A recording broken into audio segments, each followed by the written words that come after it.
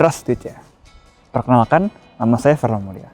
Dalam bahasa kita, cuma makhluk hidup yang punya gender, laki-laki dan perempuan.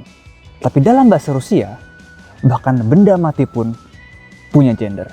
Ada yang laki-laki, ada yang perempuan, dan ada yang netral. Maka dari itu, kali ini kita akan bahas tentang itu. Gender dalam bahasa Rusia. Поехали. Saat kita pertama kali melihat bahwa dalam bahasa Rusia ada namanya on, ana, dan ano, kita mungkin berpikir, oh, berarti ini sama aja kayak bahasa Inggris.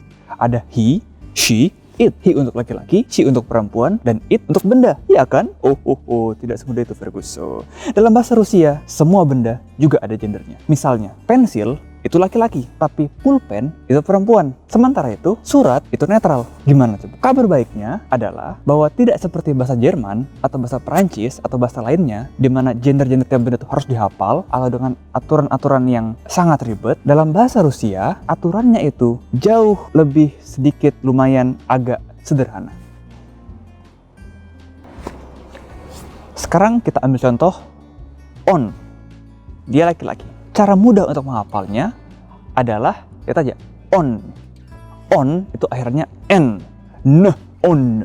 Berarti, karena on ini akhirnya huruf mati, semua kata benda yang akhirnya huruf mati, huruf konsonan, gender laki-laki. Misalnya tadi, yang on itu pensil. Pensil itu karandash.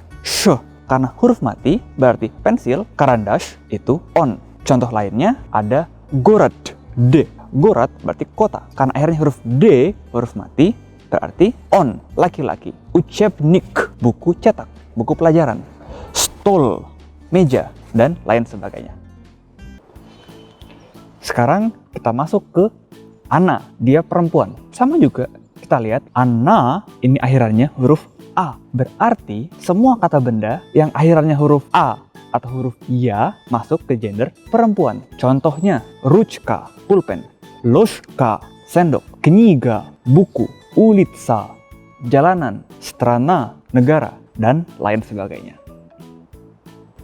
Yang ketiga, kita masuk ke ano. Dia netral. Aturannya sama juga. Karena ano ini akhirnya huruf O, berarti semua kata yang akhirnya huruf O dan juga huruf Y masuk ke dalam gender netral. Contohnya, pismo, surat. Akno, jendela. Solnce, matahari. Morye, lautan. Dan lain sebagainya.